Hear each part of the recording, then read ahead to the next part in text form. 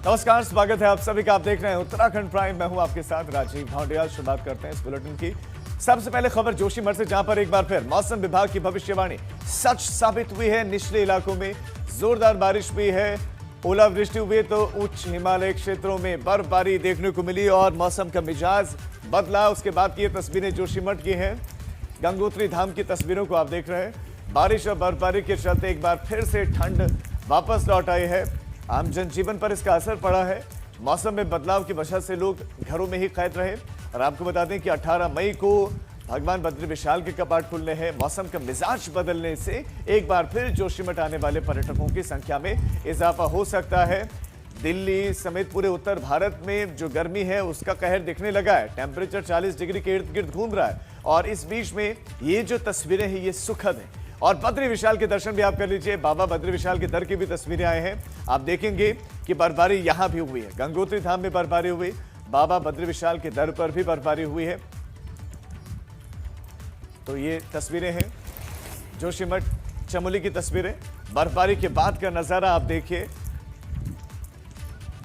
बद्रीनाथ की तस्वीरें हैं और बद्री विशाल का जो प्रांगण है, जो दर है, जो छत आप देखेंगे और पीछे आप जो हिम शिखर देखेंगे वो भी बर्फ से लकदक है। बर्फ की सफेद चादर ओढ़ ली है इन वादियों ने। एक बार फिर 18 तारीख को कपाट खुलने, 18 मई को कपाट खुलने हैं, लेकिन अभी भी बर्फबारी का सिलसिला जारी है। राहत की बात यह है कि पर्वतों पर जैसे मौसम बदलता है उसका असर मैदानी हिस्सों पर भी पड़ता है। तो उत्तराखंड में बर्फबारी की वजह से मौसम का मिजाज बदला है। मौसम ने परिवर्तन लिया है। मौसम विभाग का अनुमान सच साबित हुआ है। वहीं बारिश और बर्फबारी से जंगलों में लगी हुई आग थोड़ी सी बुझी है, ये राहत जरूर है। 3 तस्वीरें, तापमान में गिरावट, बाबा बद्री विशाल तस्वीरें आपके सामने हैं। तो उत्तरकाशी की तस्वीरों को आप देख रहे हैं। गंगोत्री में भारी बारिश, तो चमोली जिले की 2 तस्वीरें। तो तीसरी तस्वीर आप देखेंगे कि यहाँ पर जंगलों में लगी हुई आग थोड़ी सी बुझी है। ये बड़कोट की तस्वीरें हैं। तो बारिश और बर्फबारी उसके बाद कहीं ना कहीं सुकून दिया है। जो धधक रही थी आग, जंगलों को जला रही थी, पेड़ों को, पौधों को, जड़ी बूटियों को नष्ट कर रही थी, जंगली जीवों को परेशान कर रही धधकती आग थोड़ी सी शांत जरूर हुई है। लेकिन सवाल ये है कि ये पूर्णतः शांत कब होगी। उत्तराखंड के जंगलों में जो अन्य हिस्सों में अभी भी आग लगी हुई है वो बुझेगी कब। इस बीच एक बड़ी खबर, उत्तराखंड के जंगलों में लगी हुई आग पर नैनीताल हाईकोर्ट सख्त हो गया है। नैनीताल हाईकोर्ट सख्त है। पीसीसीएफ से कोर्ट ने पूछा कि आग पर कब तक काबू पाएंगे आप। ये बहुत बड़ा सवाल बना हुआ है और इसी का जवाब मांगा है कि आग पर कब तक काबू पाएंगे। सेना, एनडीआरएफ, एसडीआरएफ की मदद क्यों नहीं ली गई? बहुत बड़ा सवाल माफ कीजिएगा हाईकोर्ट का सवाल कि सेना, एनडीआरएफ, एसडीआरएफ इनकी मदद क्यों नहीं ली। कोर्ट ने आग बुझाने का स्टेट और नेशनल एक्शन प्लान मांगा है। बहुत बड़ी खबर, राज्य वन के सर्वोच्च अधिकारी से 2 बजे तक प्लान मांगा गया है। दोपहर 2 बजे तक ये प्लान मांगा गया है कि आपका प्लान क्या है, आपके स्टेट का प्लान क्या है, नेशनल एक्शन प्लान क्या है। और जिस हिसाब से तस्वीरें आ रही हैं उससे तो ऐसा प्रतीत होता है कि there is no action plan. कोई एक्शन प्लान नहीं है।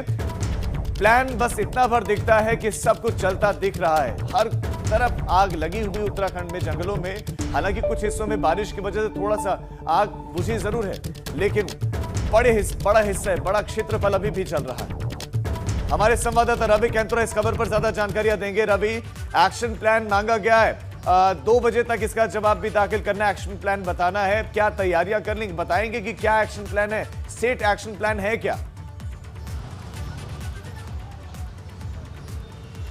बिल्कुल राजीव, देखिए अगर हम बात करें उत्तराखंड की तो कई हेक्टेयर भूमि जो है जलकर राख हो गई है और इस बीच जो है बारिश से कुछ राहत ज़रूर मिली है। लेकिन अगर हम बात करें तो ये जवाब जो है हाईकोर्ट ने मांगा है और पीसीसीएफ को तलब किया है। उन्होंने कहा है कि आप ये जवाब दीजिए कि इस तरीके से उत्तराखंड के जो जंगल धधक रहे हैं इसको लेकर आपकी पूर्व की क्या तैयारियां हैं और इसको लेकर वन विभाग को जवाब भी देना होगा, क्योंकि फायर सीजन से पहले तमाम वादे और दावे ज़रूर होते हैं कि पूरी तैयारियां कर दी गई हैं, फायर लाइन काट दी गई हैं और इसके अलावा तमाम जगहों पर जहां पर जो है फायर लाइन काट के जो है आग जलाने का जो सिलसिला होता है जो वन विभाग की तरफ से होता है कि ताकि जो है आग बहुत ज़्यादा जो है भयंकर रूप ना ले, उसको लेकर पूरी तैयारियां वन विभाग की पूरे दावे होते हैं, प्रशासन के दावे होते हैं। और इसी को देखते हुए जिस तरीके से अप्रैल महीने में ही पूरी आग का तांडव इस बार उत्तराखंड में हो और पूरी जो है त्राहिमाम जैसी स्थितियां जो है पहाड़ों में हो रखी हैं और लोगों के घरों तक आग पहुंची। तो इसी को लेकर हाईकोर्ट एक बार फिर से सख्त नजर आ रहा है और ये जवाब देना होगा वन विभाग को कि उनकी पूर्व की क्या तैयारियां हैं और अभी जो आग का जो सिलसिला लगातार जारी है उसको लेकर उन्होंने क्या प्लान तैयार किया है। हालांकि अगर बात करें तो वन विभाग की तरफ से पहले ही जो है MI हेलीकॉप्टर के लिए ये निवेदन किया गया था केंद्र से और वो मिले भी हैं।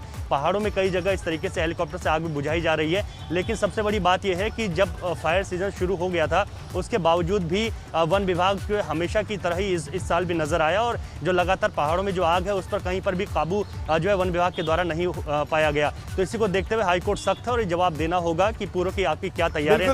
रवि, उस जवाब का हमें भी इंतजार होगा कि जो स्टेट एक्शन प्लान मांगा गया है वो है भी या फिर नहीं। रवि, आप हमारे साथ बने रहे, आगे आपके पास लौट रहे हैं। जंगलों में लगातार आग की घटनाएं और आग की घटनाओं पर हाईकोर्ट का संज्ञान और सवाल पूछा है कि क्या स्टेट आपके पास कोई एक्शन प्लान है स्टेट का या नेशनल का है, तो 2 बजे तक आप दीजिए। इधर पौड़ी में जंगलों में आग की बढ़ती घटनाओं को देखते हुए जिला प्रशासन और वन विभाग ने फायर वॉचर की संख्या को बढ़ा दिया है। अब जिले के तमाम संवेदनशील इलाकों में 1932 फायर वॉचर जंगलों में आग की घटनाओं पर नजर रखेंगे।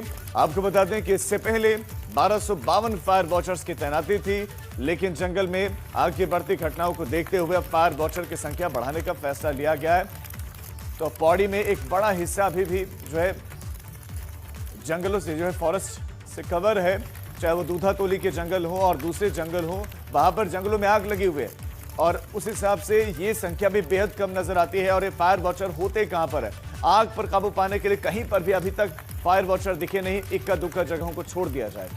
हमने जब फरवरी में फायर प्लान बनाया था उस समय हम लोगों ने 1252 फायर वॉचर्स का तैनाती किया था। उस संख्या को हमने बढ़ाते हुए आज की तिथि में 1932 फायर वॉचर्स जनपद के विभिन्न क्षेत्रों में तैनात किया गया है। 222 क्रू स्टेशन का स्थापना किया गया है और 8 कंट्रोल रूम्स बनाया गया है। साथ में ग्राम पंचायतों के माध्यम से भी हमने अनुरोध किया है, वन पंचायतों को हमने एक्टिवेट करने के लिए निर्देश जारी कर दिया है कि अगर आपको उपकरण की आवश्यकता है या पानी के टैंकर की आवश्यकता है तो उसके लिए भी आप जो है जन संस्थान के माध्यम से उसका हम लोग उपलब्ध करा देंगे। कोटद्वार में लगातार जंगलों में बढ़ रहे आग को लेकर अब स्थानीय पुलिस में कुछ सक्रियता दिखी और इसी से लेकर सतपुली थाना इलाके के सभी ग्राम प्रधानों और ग्राम प्रहरियों के साथ थानाध्यक्ष की एक बैठक हुई, जिसमें जंगलों में लग रही आग को रोकने को लेकर चर्चा की गई। इस दौरान थानाध्यक्ष संतोष पैटवाल ने सभी ग्राम प्रधानों और प्रहरियों को आग लगाने वाले असामाजिक तत्वों का चिन्हीकरण कर सूचना देने को कहा ताकि ऐसे लोगों पर कार्रवाई की जा सके। गाँव में आग में जंगल भूखेंगे तो ये तो कुछ जंगल सब खाली हो रहा है, खाली होने से कोई तो वाकई में जंगल के साथ साथ शहरी इलाकों में भी आग की घटनाएं सामने आ रहे हैं। 4 तस्वीरें आपके सामने रखते हैं। सबसे पहले तस्वीर आपके सामने अब देखिए, देहरादून से है। यहाँ पर बस स्टैंड रोड में झाड़ियों में आग लगी। हल्द्वानी की तस्वीर दूसरी आप देख रहे हैं, यहाँ पर कपड़े के शोरूम में आग लगी और यहाँ वेल्डिंग की वजह से आग लगी। तीसरी तस्वीर रामनगर की, यहाँ मकान में आग लगी तो 4 लाख की नकदी जल गई। पिथौरागढ़ की तस्वीर आप देख रहे हैं, जंगल में आग, जिला मुख्यालय से 3 किलोमीटर की दूरी पर यह आग लगी है और कैसे धधक रहे पिथौरागढ़ में जंगल आप देखिए। बुझाने के प्रयास भी हैं लेकिन लपटें कई ऊंची हैं।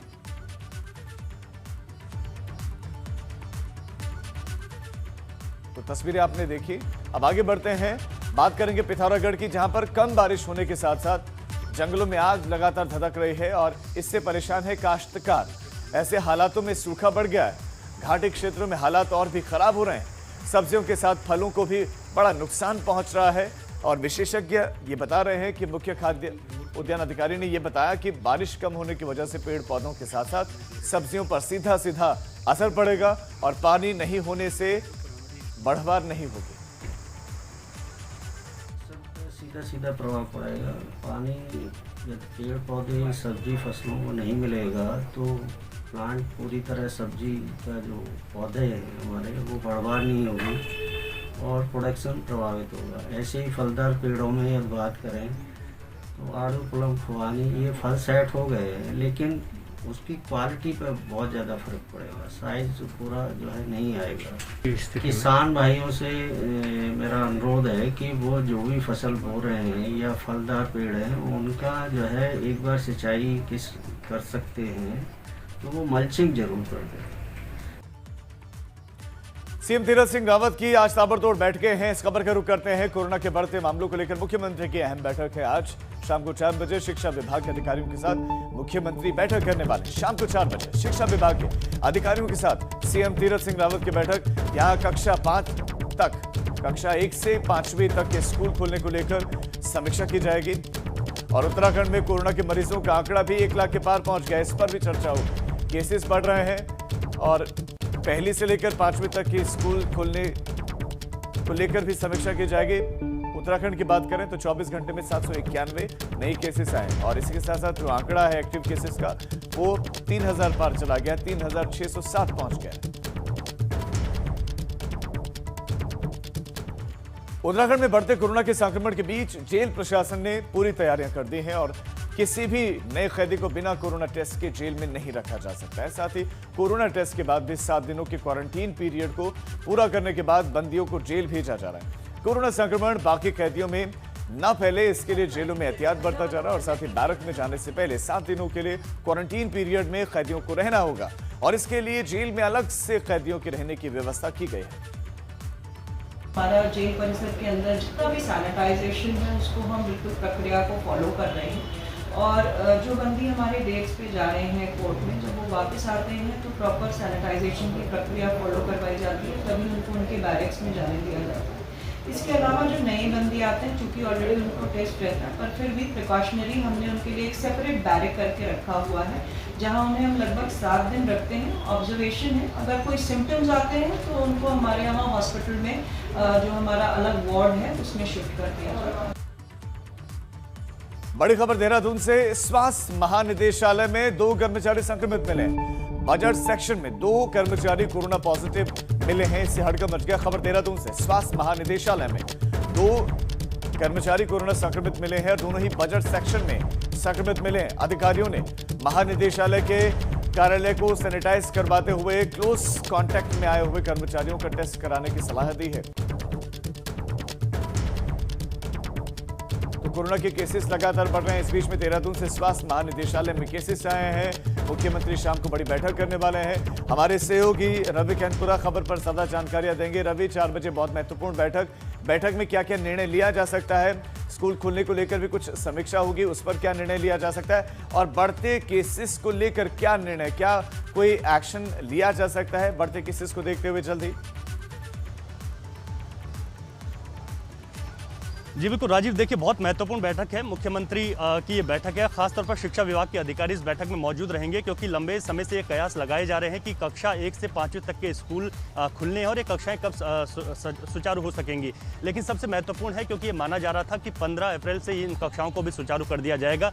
लेकिन अभी हमें मान लेना चाहिए कि उत्तराखंड की अगर बात करें तो उत्तराखंड में इस बार कोरोना एक बार जो दूसरी लहर है वो अपना विकराल रूप ले चुका है और ऐसे में अब लोगों को बहुत ज़्यादा सतर्क रहने की आवश्यकता है क्योंकि स्वास्थ्य महानिदेशालय की हम बात करें वहां पर कोरोना के अभी जो है 2 लोग संक्रमित पाए गए हैं या फिर हम तमाम और जगहों की बात करें, यानी कि कहीं भी कोई भी ऐसा एरिया नहीं है जहां पर कोरोना से वो अछूता हो। तो इसी को देखते हुए बड़ी महत्वपूर्ण बैठक है मुख्यमंत्री की और इस बैठक में बहुत अहम महत्वपूर्ण फैसले लिए जा सकते हैं। अभी कक्षाओं को सुचारू करने पर भी कोई फैसला नहीं हो सकता है क्योंकि जिस तरीके की स्थितियां हैं उससे नहीं लगता कि छोटे बच्चों को अब स्कूल भेजा जाएगा क्योंकि उनकी ये जिम्मेदारी लेना बड़ा मुश्किल होगा और ऐसे में जो और कक्षाएं संचालित हो रही हैं हो सकता है कि उन पर भी कुछ सख्ती आज की बैठक में की जा सके। तो इसमें तमाम अधिकारी जो है मौजूद रहेंगे और इसी को लेकर जो है पूरी बातचीत आज मुख्यमंत्री की हमने देखा कि दिल्ली में भी नाइट कर्फ्यू का ऐलान कर दिया गया है। क्या उत्तराखंड में इस तरह का कोई ऐलान हो सकता है कुछ विशेष जिलों के लिए जहां पर केसेस ज्यादा आ रहे हैं? जी बिल्कुल, देखिए राजीव, 2 जिलों की अगर हम बात करें, हरिद्वार और देहरादून की बात करें तो यहाँ पर सबसे ज़्यादा की कोरोना प्रभावित ज़िले हैं और ऐसे में हरिद्वार में महाकुंभ चल रहा है तो अगर कर्फ्यू जैसे हालात बनते हैं अभी तो वो संभव नहीं हो पाएगा और ये बड़ा चुनौतीपूर्ण होगा सरकार के लिए। देहरादून की अगर हम बात करें तो इस ज़िले में नाइट कर्फ्यू अगर लगाने की जो है कवायद अगर की जाती है तो क्योंकि केसेस जो है लगातार बढ़ रहे हैं, लेकिन अभी तक की जो स्थिति है, मैं पूरे प्रदेश की अगर बात करूँ तो अभी तक 28 कंटेनमेंट जोन हो चुके हैं पूरे प्रदेश में, जिसमें सबसे ज़्यादा कंटेनमेंट जोन देहरादून में है। तो सरकार की कोशिश है कि जहाँ पर भी कोरोना से संक्रमित व्यक्ति पाए जा रहे हैं उन क्षेत्रों को जो है कंटेनमेंट जोन बना दिया जाए, न कि जो है पूरी तरीके से लॉकडाउन या फिर रात्रि कर्फ्यू की तरफ अभी सरकार जाए। लेकिन जो हालात हैं वो धीरे धीरे जो है बिगड़ते जा रहे हैं 24 घंटों के भीतर 7 कोरोना मरीज जो है अपनी जान गंवा चुके हैं। तो इससे अंदाज़ा लगाया जा सकता है कि एक छोटा सा प्रदेश है, 7 मौतें कोरोना से अभी 24 घंटों के भीतर हुई हैं और इस जो लगातार आंकड़ा है वो बढ़ता जा रहा है। 800 के करीब जो है संक्रमित मिले हैं और ऐसे में लगातार ये संख्या जो है अपना जो इजाफे की तरफ जा रही है। जो इजाफा हो रहा है इसको रोकने के लिए लोगों को भी अपनी जो है महत्वपूर्ण जिम्मेदारी निभानी होगी। बिल्कुल रवि, बहुत शुक्रिया आपका इस तमाम जानकारी के लिए। अब देखना ही होगा कि बैठक में क्या निर्णय ले जाते हैं। दूसरी तरफ आपको एहतियात बरतना है। आगे बढ़ने टिहरी झील बोट यूनियन ने शासन प्रशासन और टाटा के खिलाफ अनोखे ढंग से प्रदर्शन किया। यूनियन के सदस्यों ने पर्यटकों और स्थानीय दुकानदारों से अर्धनग्न होकर भीख मांगी और कहा कि अब भीख मांगकर ही बैंक की किश्त चुकाने की नौबत आ गई है। व्यापारियों का कहना है कि पिछले साल कोविड के चलते उनका व्यापार ठप पड़ा रहा, बड़ा नुकसान उठाना पड़ा। अब कोविड को लेकर सरकार की नई गाइडलाइन से पर्यटक टिहरी झील में घूमने नहीं आ रहे। जो पर्यटक पहुंच रहे हैं उन्हें बॉर्डर पर घंटों इंतजार करना पड़ रहा है, जिससे वो बुकिंग कैंसिल करवा रहे हैं और वापस लौट रहे हैं। ऐसे में बोट व्यवसायियों को बड़ा नुकसान पहुंच रहा है। हमारी ये स्थिति आ गई कि हमें भीख मांगनी पड़ रही है और ये हमारा इतने पैसा नहीं बचा है कि हम बैंक को किस्त दे पाएँ, तो क्या करें। मजबूरी में हमें कटोरा लेके चौराहे में भीख मांगनी पड़ेगी और अपनी किस्तें जमा करनी पड़ेगी, नहीं तो हमारे को जेल में बंद कर दिया जाएगा। क्योंकि जब बैंक की किस्तें नहीं होंगी तो हमें उठा के जेलों में डाल दिया जाएगा। शासन प्रशासन से हम यही मांग करना चाहते हैं कि कम से कम जो भी आप सरकारी मदद हमको दिला सकते हैं, जिस वजह से छूट हो सकती है। हमारे टैक्स होते हैं आपके, जो भी आपका 60,000 टैक्स है उसमें, इंश्योरेंस में, सब चीज़ में हमको थोड़ा छूट दी जाए ताकि हम इससे थोड़ा बच सकें, हमें भीख न मांगनी पड़े रोड पर। रोड स्थित कैंप कार्यालय में मुख्यमंत्री ने कामकाज शुरू कर दिया है। कैंप कार्यालय में पूजा अर्चना के बाद कामकाज की शुरुआत की है। तस्वीरें हैं तो कैंट रोड स्थित कैंप कार्यालय में मुख्यमंत्री ने पूजा अर्चना के बाद कार्य शुरू कर दिया, कार्य प्रारंभ कर दिया है। संक्रमित हो गए थे और उसके बाद एक बार फिर से कैंट रोड स्थित कैंप कार्यालय में मुख्यमंत्री ने पहुंचे, पूजा अर्चना वहां पर हुई और उसके बाद कार्य उन्होंने शुरू कर दिया है।